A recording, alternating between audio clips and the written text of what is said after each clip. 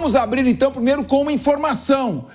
Os dois fugitivos do Presídio de Segurança Máxima de Mossoró, Rogério da Silva Mendonça, de 35 anos, vulgo Tatu, e Delbson, o nomezinho danado, Delbson Cabral Nascimento, 33 anos, o Deizin, foram recapturados pela Polícia Federal. Foi só começar a usar inteligência que deu certo. Olha só, eles fugiram no dia 14 de fevereiro. 14 de fevereiro do Presídio de Segurança Máxima de Mossoró. E foram presos 50 dias após, recapturados no Pará. Fugiram, ali estavam no Acre, foram recapturados no Pará. Tá aí a foto das crianças, Deizin e Tatu, criminosos perigosíssimos, membro de organização criminosa, Comando Vermelho, conseguiram fugir e foram aqui recapturados. Uma informação importante, quero parabenizar o ministro da Justiça e parabenizar também o secretário nacional de Segurança Pública, que é o nosso Mário Sarrubo, que foi procurador-geral, meu colega de Ministério Público. Os criminosos perigosíssimos, temidos pelos próprios companheiros de cela, companheiros de presídio, e fugiram com uma facilidade incomum. Eles conseguiram simplesmente, depois de 15 dias, sem que tivesse sido feita a fiscalização da cela, não havia nenhum tipo de busca dentro da cela, 15 dias sem que a cela em que eles estavam presos tivesse sido revistadas. As celas não foram revistadas, provavelmente eles deixaram ali algum objeto contundente, um objeto cortante, e então removeram o entorno da luminária. Saíram pelo telhado, conseguiram fugir sem que o sentinela os visse. Cortaram a grade com um tesourão que estava próximo ali, num barracão dentro do presídio, aberto, que não estava trancado, porque o presídio estava em reforma, e conseguiram se evadir. Foi convocada a Guarda Nacional, a Força Nacional, mais de 600 homens, 110 da Força Nacional, mais Polícia Federal, polícias locais, feita uma busca incessante e nada de localizar. Então lembraram que é melhor do que ficar procurando uma agulha no palheiro, é usar a inteligência. Foi usada a inteligência e eles foram recapturados, felizmente. Retornaram ao local de onde jamais deveriam ter saído, ou pelo menos não deveriam ter saído antes de cumprir as suas penas. Vamos analisando depois, daqui a pouco, imagens que mostram o tamanho do presídio, dos muros, e aí foram recapturados, então, com o uso de inteligência, depois de terem fugido do presídio com uma facilidade incomum. 15 dias sem busca nas celas. O Ministério da Justiça diz que não há indícios de corrupção, então foi uma incompetência atroz. Vamos rapidamente discutir, porque temos o assunto da Venezuela fervendo aqui. O ditador Nicolás Maduro vai ser assunto nesta mesa. Mas antes disso, vamos ouvir aqui, eu quero começar com o Diego Tavares.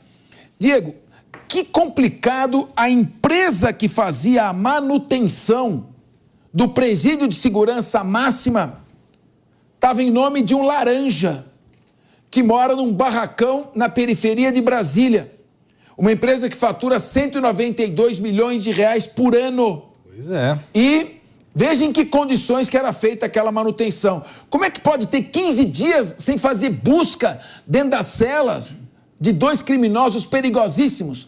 Então, nós temos que apontar isso, é uma fragilidade do sistema. As organizações criminosas dominam o sistema carcerário, mas devemos, nesse momento, também parabenizar o emprego da inteligência para a recaptura. Quero parabenizar tanto o ministro Lewandowski como o secretário nacional, Mário Sarrubo. Quero ouvir você. Veja a cela em que, inclusive, o sentinela faz tiro ao alvo numa pedra.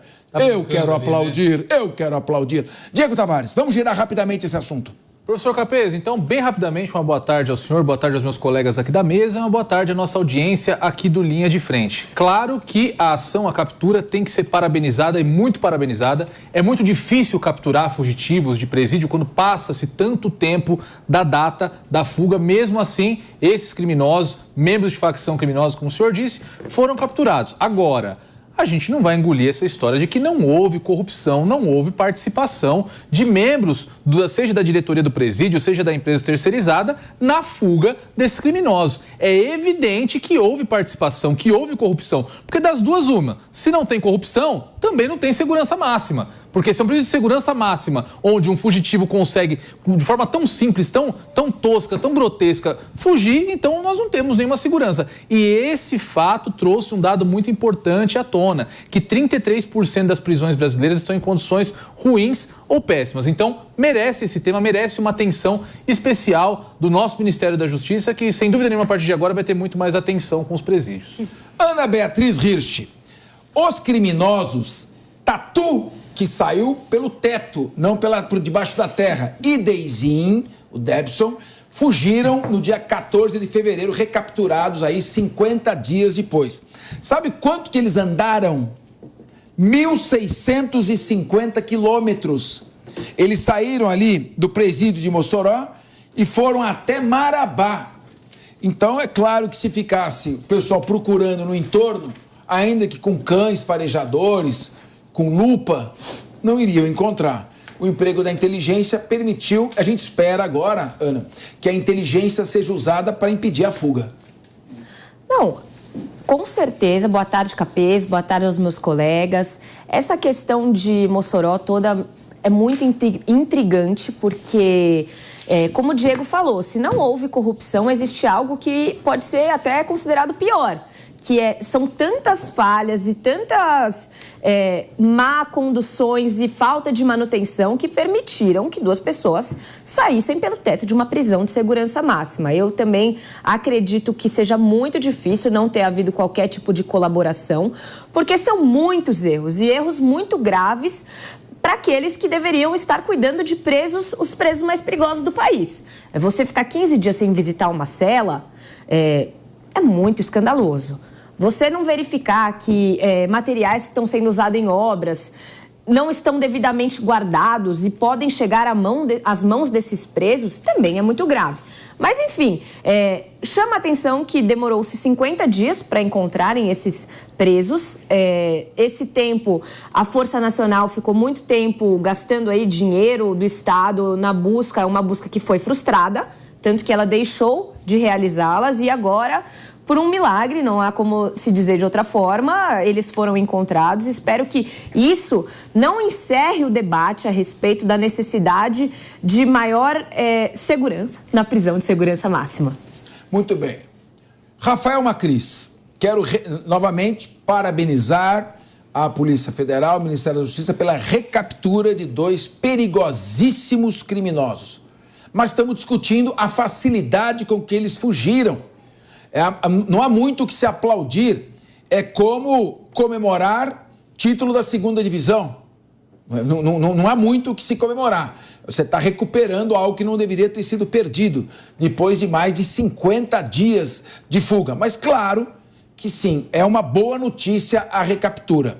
Como você considera, então, hoje a atuação das organizações criminosas dentro de estabelecimentos carcerários de nosso país?